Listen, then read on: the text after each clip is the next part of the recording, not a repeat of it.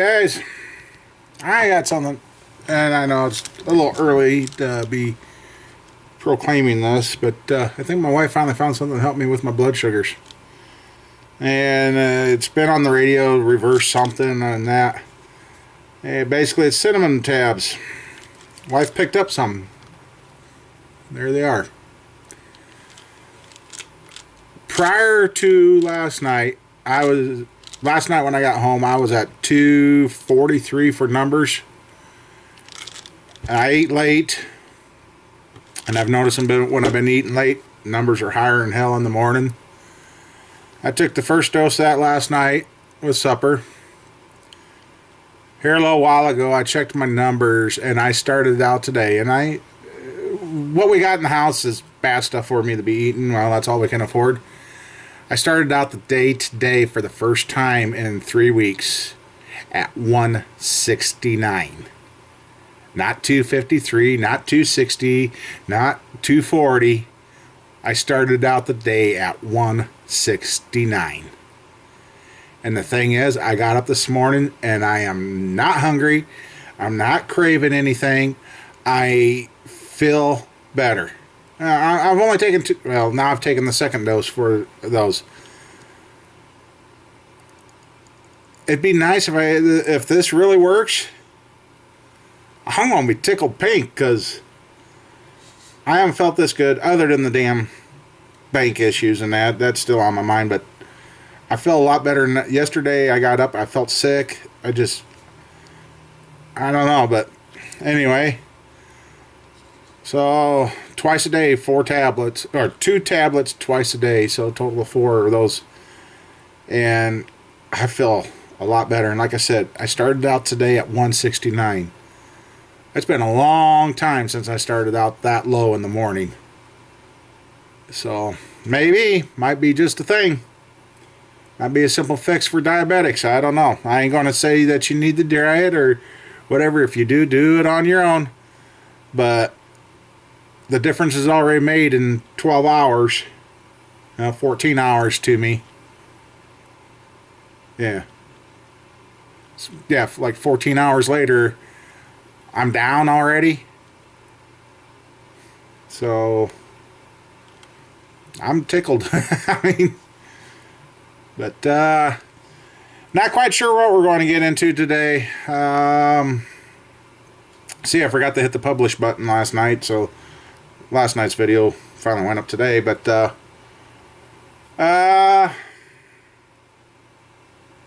and then my truck issue. I mean, some people make it sound like that thing's got a great big rusted out freaking hole in the side.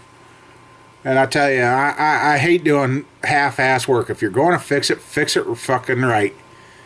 Because how would you like to buy a vehicle that was half-assed together and 4 months down the road, a big chunk of it falls off? That's going to piss you the fuck off because you just spent your hard-earned money on something. If you buy something knowing that there's a problem, you can fix it yourself. Then you can choose whether to do it half-ass or fix it correctly. So, I guess if it's going to take putting the cab corner and rocker panel on it, I guess there's some more videos. Because the house issue and all that ain't straightened out yet. Maybe I am supposed to keep that truck because that truck is free and clear from the bank. So, I don't know, but everybody, I'm noticing, and it's becoming a bad trend, everybody wants something really nice for next to nothing. It ain't like you can go out and buy a new truck similar to that. Because hell, if you can't afford to buy a used truck for $4,000 or so, you sure as hell ain't going to go out and buy a $51,000 truck. I mean, vehicles are mass produced way too much. I mean, I think we're getting ahead of the demand. I mean, as many different car manufacturers there is no reason that we need to make thousands of cars a day when these dealer lots are full. And that, so I'm going to quit ranting, so I'll be back. I come back. So, and there's no reason a vehicle should cost $51,000. That's why these car companies make it seem like they've made their money back. But no, hell, it's just sitting all over the countryside. I mean, there's got to come a point when people are going to realize, hey, we got too much of this. We got to... So... Oh, and one other subject, you know, people are screaming for higher wages, higher wages. You know what, people? We need to quit screaming for higher wages and demand that our heat bills and the gas and that come back down. Because, you know, as soon as... I don't think people think ahead. As soon as you get this higher minimum wage, here's the problem. Once you get the higher minimum wage, the place that you're working for is paying out more money. So in order for them to recoup the money that they are now paying out extra, the prices of what we're buying now are going to go up again. So by the time, you might have a few, maybe 6 months before you're going to notice, oh crap, we ain't even better off than what we were. When are people going to stop being so freaking greedy? I mean, you know, when gas was selling for 80 cents a gallon, look at how many millions of dollars were made back then. Now with the gas prices, look at how many billions. How much money do we think we need, or how greedy do we need to be before we're going to run the whole system into the ground where it is not going to recover? I mean, oh shit, I'm going to get it wrong. Wasn't the Romans that were supposed to be so good at bookkeeping and they ended up going, where are they now? I mean, every time your wages go up, the products we buy go up. When are people going to realize? And if we get the gas, would fight this country to get the gas prices back down, bring down the prices of the propane, the crude oil, and that stuff. That's what's hurting this country. Well, all countries. I mean, your utilities are taking all your money. And then all this insurance that's being forced down our throats, between just your monthly living cost and this insurance that you got to have on your cars and your health and all that. If they were going to force that, they should have put caps on how much it could have been. But no, they didn't. It just opened up a free reign. We're going to charge whatever the hell we want. And that's where I'm noticing, I'm like, where is our money going? Well, it's going for insurance and gasoline and what food we can buy. By the time you pay for all that stuff, and health insurance, holy crap, that's become a big racket there. And I really hope this works so I can get off this diabetic medicine, because I just found out those little vials that I get are way too freaking expensive. And I mean, the medicine that we need to live. What? You know, I guess it's all coming down the greed. And you know what, people? We can't take the money with us.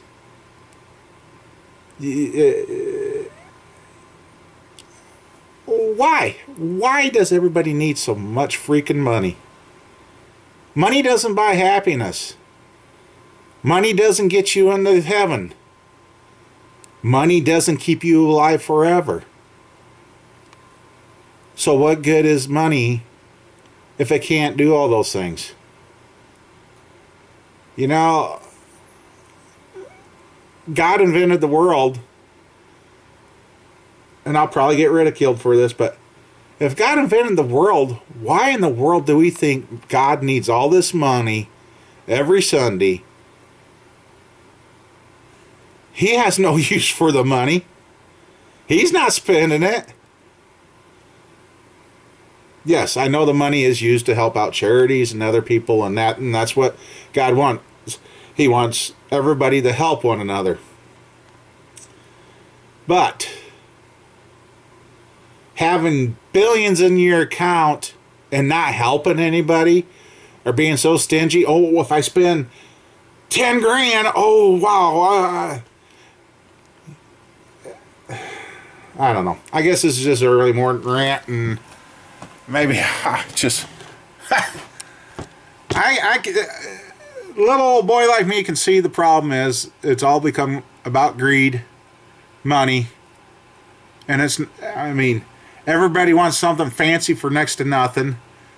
Oh, let's half-ass it in this world, and hey, we'll get our money, but screw the guy that bought it. 6 months fee's going to go, what the hell? Half the vehicle fell off.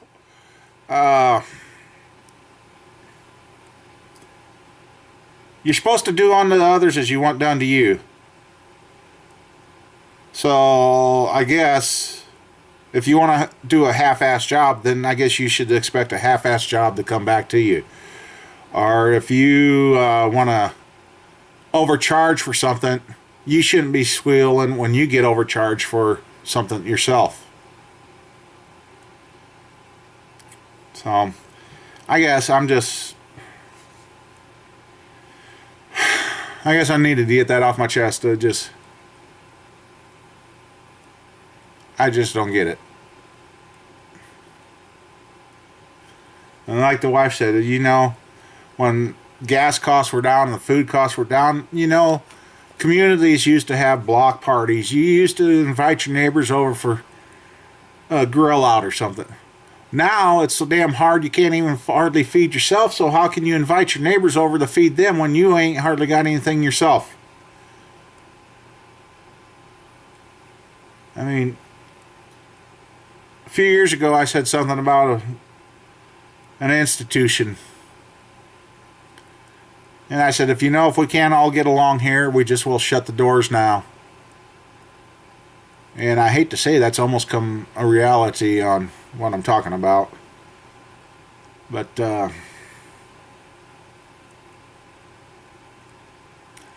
guess as long as I got breath in my body and I'm able to move, I'm just going to get up and keep living.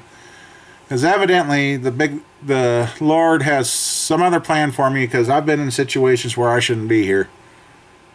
One time, a friend of mine and I rolled a vehicle. And the last thing he remembered seeing when the truck went over, we went into a snow-filled ditch. The truck went over. To me, it was over and out. Over and we were right out. The story, he tells me the last he seen is my driver's side door pop open and I went out of the truck. I'm like, no, I didn't. You see me just come out of the cab.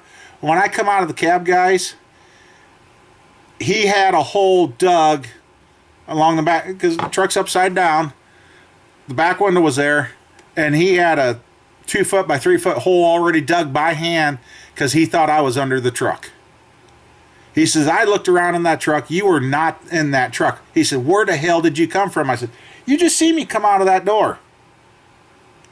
He says, no, you went out of the truck the last I seen you. Well, when we set the truck up, lo and behold, the driver's side door was open. According to him, for 15 minutes, I was missing. He said he dug through everything in the truck. He says, you were not in the truck. There is 15 minutes, possibly, of my life I could not account for, because to me, it was over and out. But as the last thing I remember seeing as we went upside down was everything went completely white. So, believe me if you want, believe or don't believe me, but I do believe there was a higher power involved there, and I don't know. There's a couple other situations, but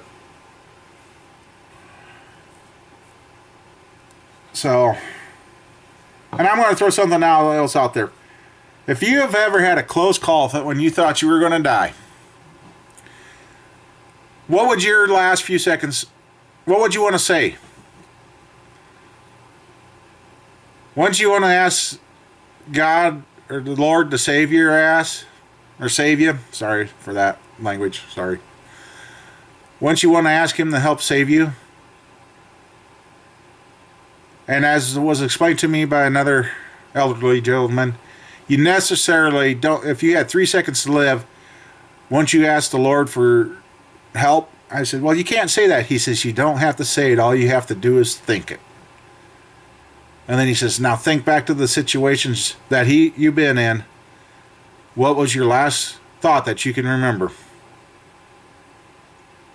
And you know what? The situations I've been in, each and every one of them, I thought, oh, Jesus Christ, save me. And it's worked. There's one situation one time I knew something was going to happen, so I didn't think that.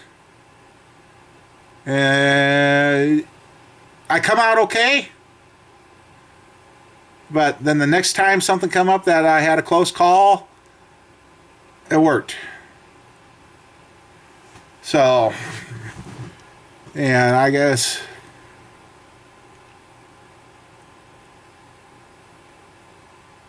you got to put the faith in him and he'll help.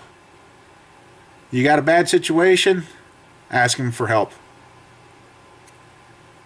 So,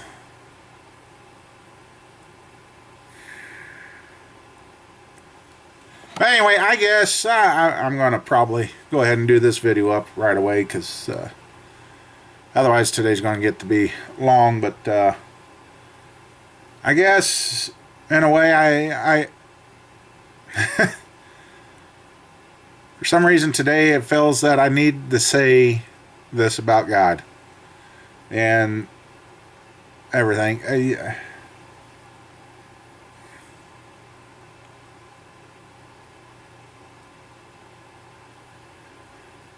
And that's the problem with this country. More shootings, more natural disasters, everything. We need to get God back into our lives, our everyday lives, and back where he belongs.